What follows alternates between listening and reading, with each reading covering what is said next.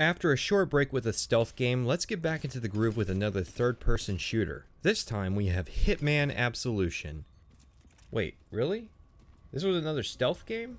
No, that can't be right. If it was, you'd think I would have had a negative score after slaughtering and triggering alarms in like 3/4 of the levels. I've always heard negative things about Absolution, but I wanted to go in with an open mind, which is absolutely the worst thing you could do with a game like this because it will try and trick you. First level, it's linear, but it's also a tutorial sequence. Second level, hey, this is pretty good. It's kind of a simple job, but we're warming up to some great missions. Third level.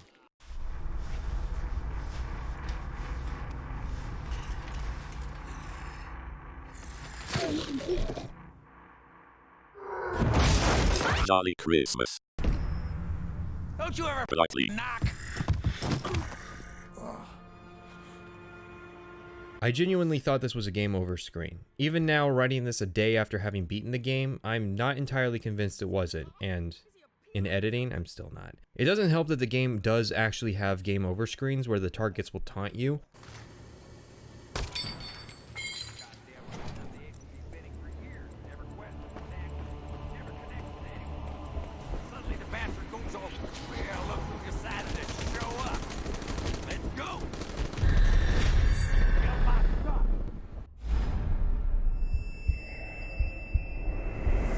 I am genuinely confused, and the best way to explain it is this.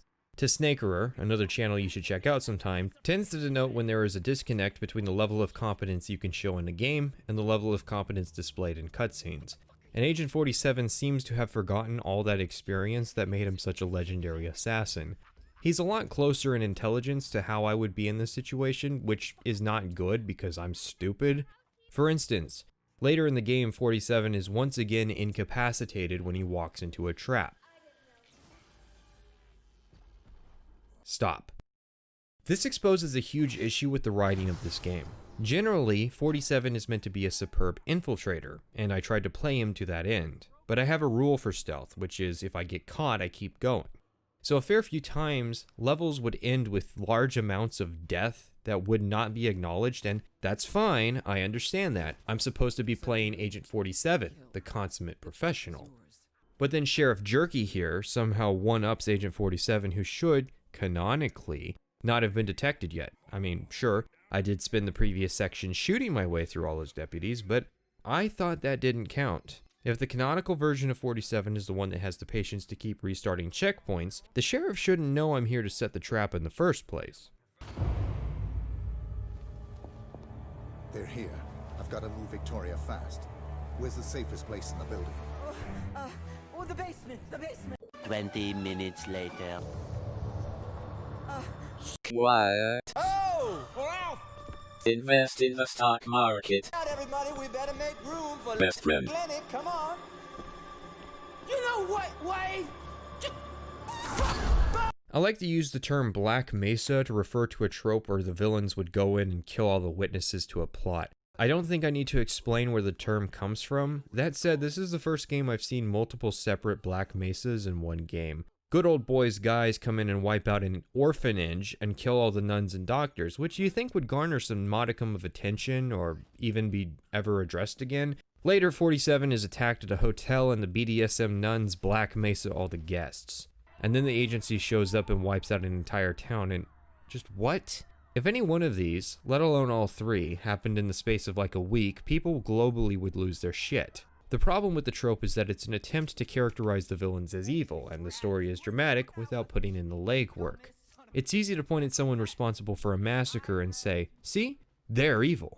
The problem is that this is not the sort of story you tell with a hitman. I don't mean a genetically modified super assassin either. I mean a hitman as in a contract killer who tries to raise as little attention as possible. And the thing is, right, when Half-Life did it, it was because there was literal zombies and aliens coming out of Black Mesa, and it was safer to go in guns blazing in order to get the situation under control. I also may have done my own Black Mesa and wiped out an entire research facility, guards and staff. I still ended the level with a positive score though, so it doesn't matter. But at least no helicopters get shot down. God bless it. Just kidding. I was genuinely amazed no helicopters got shot down in this game, which, well, that's how 7th generation it was. So how is it as a game? It's actually surprisingly alright. So much so that I've started to wonder if you package this gameplay with better levels, Absolution may have been considered more favorably. Maybe that's what the contracts would have been, who knows. They've been unplayable for 2 years now. In fact, my first impression of the game was getting asked to sign up for a service that no longer works. So that means I'm left with the single player campaign to judge the game by. Now say what you will about Conviction, but at least the deniable ops work without an internet connection. Just something the modern Hitman fan should probably think about. The core of the game is about infiltration. Most objectives are going to be either to kill someone or to get through an area. Actually, you can pretty much reduce every video game down to those basics. It helps no one to be reductive. This is also one of the few games where suppressed weapons don't feel super cheesy compared to unsuppressed weapons. I think it's because they're limited to one set with somewhat limited ammo. That, as well as the score, are motivators to avoid the usual routine of gradually murdering and then hiding bodies across the level. The garrote is also a great tool, trading speed and efficiency for lethality in the score. It also gets you straight into moving bodies, which is, important in a real stealth game. That said, since it's a mechanic, that means there has to be a bunch of trash cans and closets to stuff bodies into. I'd have liked if at least once there was already garbage, clothes, or tools in one of these, so the world doesn't feel like the real villain are the storage solution salesman. There are weapons you can find in an environment. You can carry 2 guns, but only 1 throwing weapon. Okay, why? You also can't throw blunt weapons at people, which means that screwdrivers are now more valuable as weapons than wrenches or bricks. Do you know how awful it would be to try to kill someone with a screwdriver? The disguise system allows you to blend into areas. It works well as long as you aren't around people who are going to be familiar with your uniform, like wearing a chef costume might fool guards but not other chefs. A problem for the system, however, is that if a level only has 1 uniform, then everyone is going to start seeing through it. And of course, many levels arose where uniform hopping was not a viable tactic because there was only 1 type of costume I could find. There is an instinct system that allows you to avoid making eye contact that somehow tricks people into ignoring you that I realized way too late into the game was absolutely broken. But like I said, my general strategy was to try and use stealth until I couldn't, then use combat until the game stopped me. And, well, it didn't stop me. You can consider this my fault, as I did play on the normal difficulty, which was like 2 out of 5. I didn't want to get stuck playing a difficulty setting where I'd have to keep replaying sections. I at least expected the game to push back against me, and I never really felt any resistance. What would a higher difficulty have accomplished? Sure, I would have died a lot sooner after making a mistake, but I genuinely think I would have just adapted into a slower playstyle that ground through the area's enemies because I don't like safe scumming, and I don't have the patience to play this shit story right. I will say this, Absolution makes a great Terminator game.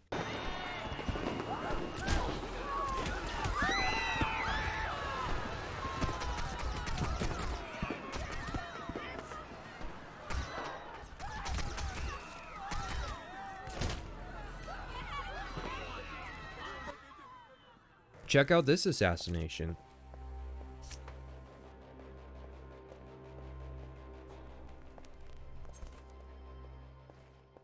It's way too dangerous. Have you forgotten about Darian? What about Darian? Darian. How's your mom doing? But you asked me. Save it for your head. Keep him down.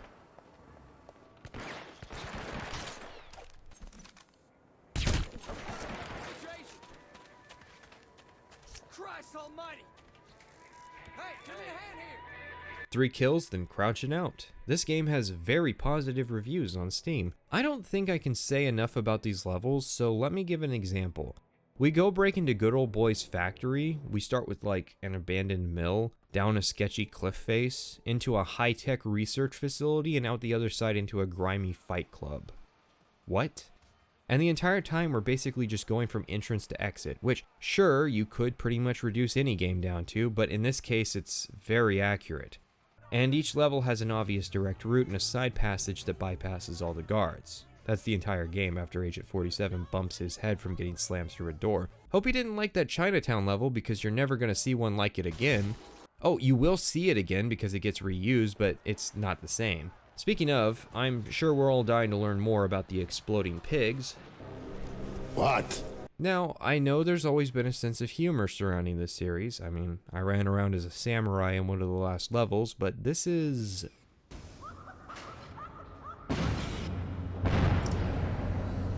There's even a giant pig corpse pile in the back. Just imagine the spell. Seriously, why? This isn't an antagonist. He's not even featured in any cutscenes. There's just a random guy that gets his kicks blowing up pigs for no reason.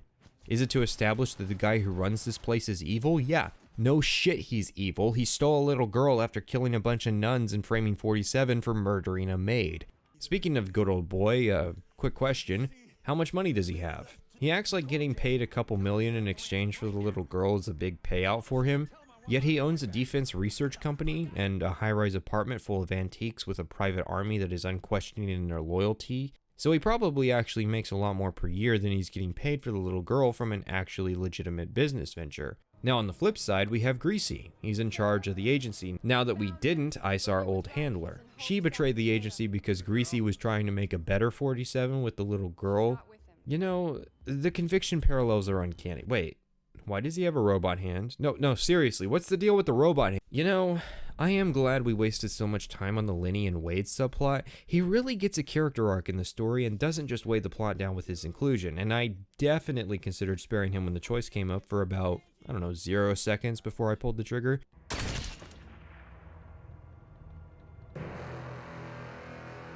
If this seems like a fever dream to you, that's how I feel. So we killed the one lady, Diana, but not really, but we're still going to have flashbacks of 47 regretting it because we want to have the drama of 47 killing his friend and a twist at the end that she's still alive. You get one or the other, but you don't get both, you greedy fuckers. And we kidnap her little girl. Well, okay, not her little girl. This is Travis's kidnapped little girl. She kidnapped, and we take her to an orphanage, and she gets sick without her USB necklace or whatever because that's how superior she is to Agent 47. You know, he relies on, I don't know, a floppy disk to stay alive. She ends up getting taken by Lenny in a display of competence on Agent 47's part. I guess he forgot his floppy disk that day. And for some reason, they track down an identical schoolgirl outfit for her to wear. Like, that's not what she was wearing when you kidnapped her, dude. That's what she was wearing when we kidnapped her. Oh, no. See, that's not how this works, partner. You got the 3. Well, let me talk to my superior. 3. My friend. Oh, turns out there was a third schoolgirl outfit that good old boy made the dominatrix wear to fake out the agency into thinking they would shoot the little girl. Wait, is she still wearing the latex skin suit under the schoolgirl outfit? Yeah, there's a dominatrix in the story, and no, she is not related to the sexy nun assassins. She's related to the sheriff. Well, not related. I mean, well, maybe. IO Interactive doesn't seem to have a high opinion of people living in the Midwest. Go with God. My friend. Actually, scratch that. I don't think IO Interactive has a high opinion of anyone. Both Good Old Boy and Greasy have sexy assistant ladies. Well, sexy is subjective, but I'm sure that's what their character sheets said they were. And for some reason, both of them are featured right before their male counterpart in exactly the same way. So the question is, why are there 2 villains? Greasy is the first villain, but Good Old Boy has a little more character.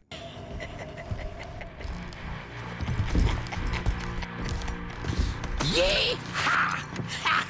I'll tell you, I don't ordinarily yee-haw, but this is a Funny. yee-haw Funny. Christmas. I said it was a little more, I didn't say it was good.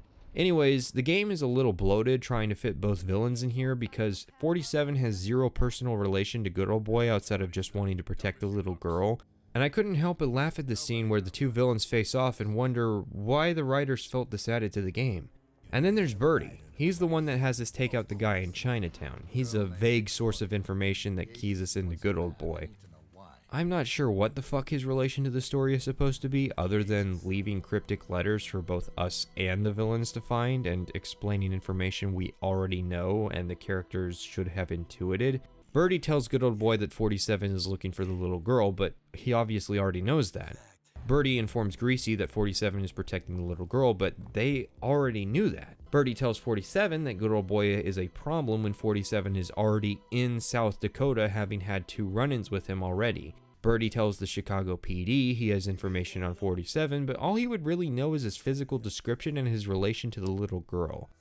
Birdie could have died after his bus got attacked in Chicago, and it would not have changed the story in the slightest. Yet he's left in the cliffhanger as a potential future storyline for no reason other than it's trendy to do that, I guess.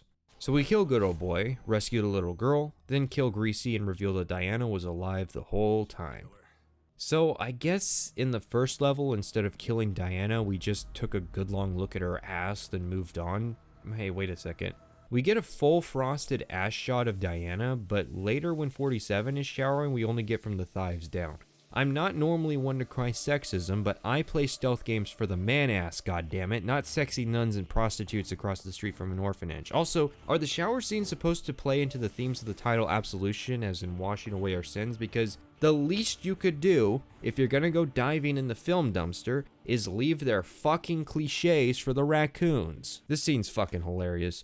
Jerky runs into a church running away from 47, and as we walk in, the churchgoers are shocked that we have a gun. Never mind that Sheriff, who's bloodied and also has a gun, proceeds to take the, I'm gonna assume, pastor. He takes him hostage.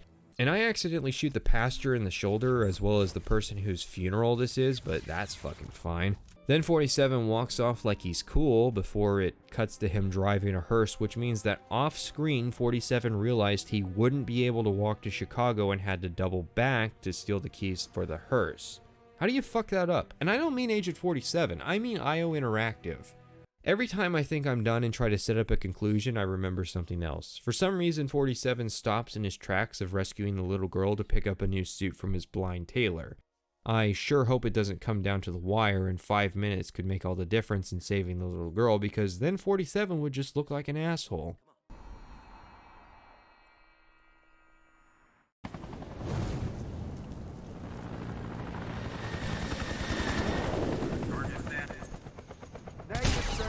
Oh, you've got to be fucking kidding me. So, why didn't good old boy just leave as soon as he realized that 47 was in the building? I mean, I understand it's because 47 canonically snuck through the section and didn't, you know, don some samurai armor and run around with a katana, but even then they still knew 47 had come up the elevator, so... Also, they have this scene where they gun down the sushi guy, which is funny in a way I just can't explain. The writers are so misanthropic, I wouldn't be surprised if they genuinely believed aliens would be benevolent. I'm sorry if this is off topic, but I'm tired of hearing the idea that aliens would be turned off of humanity by stuff like war and pollution. They would not be above those concepts. Stuff like this is inevitable for pretty much every species to achieve spacefaring status, and even then there's no guarantee they would stop there. So stop peddling the idea that you're so much more enlightened than your fellow man when you clearly don't understand how reality works. I'm disappointed because I like the idea of a game about the hitman seeking absolution, but this just isn't it. If anything, this game is pretty much nailing down what the hitman should be atoning for in the first place. It would be interesting to see a hitman who has started to feel remorse or guilt and doesn't understand how to cope with these new feelings, who can only find an outlet in a child like him who is yet to be burdened with the guilt he seeks forgiveness for. Him handing his weapons over to Birdie would be symbolic of him giving up his former lifestyle to seek a more pacifistic way. He might realize that the people he has had to kill have had lives and relationships he's ruined. And ultimately, he may return to his lifestyle, but with a better understanding of just what tragedies he's been inflicting on others and what the consequences of being so casual with the value of human life really means.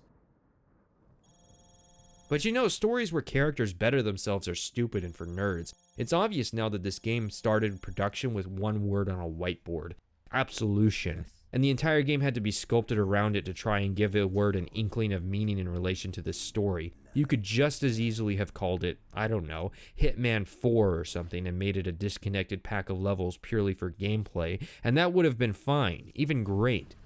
But if you run to tell a story, try and make it a good one. Hello? Yeah. Okay, well, did you try to restart it?